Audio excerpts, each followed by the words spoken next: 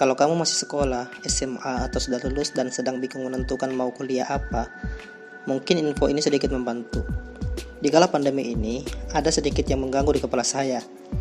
Ada dua sektor yang sedang bentrok dan keduanya sama-sama penting, yaitu sektor ekonomi dan kesehatan. Semua dibuat bingung mengingat kedua sektor ini di kala pandemi ini sama-sama pentingnya. Di sektor kesehatan, ingin memutus rantai virus. Di sektor ekonomi, menginginkan perekonomian negara jangan sampai amblas atau harus tetap stabil. Intinya, keduanya sama-sama sangat penting. Sebelumnya, sempat ada saran lockdown untuk memutus rantai penyebaran, dan itu saran dari sektoral kesehatan. Tapi, jika lockdown, ekonomi bisa hancur. Dan tetap saja akan banyak yang bisa meninggal, bukan lagi karena virus, tapi karena kelaparan. Ekonomi hancur, kerusuhan bisa terjadi, dan sebagainya yang masih banyak pertimbangan-pertimbangan lainnya. Kini telah masuk era new normal, yang entah konsepnya akan seperti bagaimana lagi ke depannya. Oke, kita lanjut. Kira-kira jurusan apa yang bagus untuk perkuliahan? Oke, saya urutkan. Untuk saat ini ada 3 menurut saya. Pertama ekonomi, kedua kesehatan, ketiga teknologi atau IT dan elektronik. Saya menempatkan ekonomi yang pertama karena ini sangat penting. Dulu waktu masih SMA, saya sering mendapatkan statement kurang enak didengar dari orang-orang yang mengatakan, untuk apa kuliah ekonomi? Jika ujung-ujungnya kerja di bank, seolah-olah kuliah ekonomi itu cuma kerja jadi karyawan di bank. Akhirnya, orang-orang jadi pesimis untuk melanjutkan kuliah ekonomi. Itu memang cukup benar, tapi tidak sesimpel itu. Ternyata, ekonomi juga bisa melingkupi semua lingkup, mulai urusan dapur, usaha atau bisnis, hingga ketatanegaraan. Karena akan mempelajari semua sistem ekonomi, entah itu sistem ekonomi kapitalis, ekonomi sosialis, ataupun gabungan keduanya.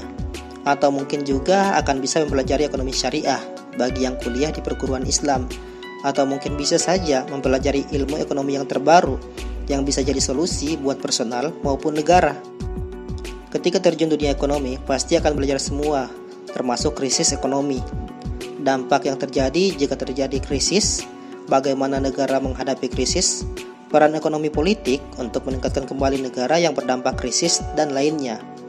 Selain itu, mempelajari pula tentang investasi-investasi dan tata cara yang sangat berguna di pasar modal, hingga solusi bagaimana cara menguatkan rupiah di kala mata uang internasional jadi patokan adalah dolar Amerika Serikat. Dan pastinya masih banyak lagi. Yang kedua, kesehatan. Kesehatan juga sangat penting karena berhubungan dengan nyawa dan akan lebih penting lagi seperti saat ini di kala pandemi dan krisis. Begitu pula di saat tak krisis, tetap saja akan sangat penting karena lifestyle orang-orang sudah berubah. Hidup sehat menjadi kurang, jarang berolahraga, pola makan yang kurang teratur dan kurang sehat, dan sebagainya. Ketika krisis ekonomi, angka kesakitan dan kematian akan makin bertambah, plus munculnya penyakit-penyakit baru. Tentunya ini juga sangat dibutuhkan. Coba bayangkan, jika kita kekurangan tenaga medis dan paramedis, bisa jadi negara akan mengeluarkan anggaran lagi, yang mungkin anggaran itu didapatkan dari hutang ke Bank Dunia ataupun IMF dan negara-negara lain, yang digunakan untuk mengambil tenaga medis dari luar negeri, plus alat-alat kesehatan yang tentunya cukup mahal, semuanya dari luar negeri. Yang ketiga adalah IT, atau teknologi dan teknik elektronik, di mana jurusan ini juga sama pentingnya buat semua sektor, termasuk dalam sektor ekonomi dan kesehatan. Dengan adanya kuliah teknologi dan elektronik, dapat mempermudah sektor lainnya, termasuk ekonomi. Bahkan di dunia kesehatan saja, kini juga ada perkuliahan jurusan elektromedik yang fokus membuat alat-alat kesehatan seperti ventilator, syring pump, alat cek jantung atau EKG, ronsen paru-paru, dan masih banyak lainnya, termasuk sentrifugal terbaru yang mungkin bisa akan lebih efektif mendeteksi virus atau bakteri dibandingkan dengan sentrifugal yang ada pada umumnya. Sayangnya, untuk perkuliahan ini sangat sedikit peminatnya di negara kita.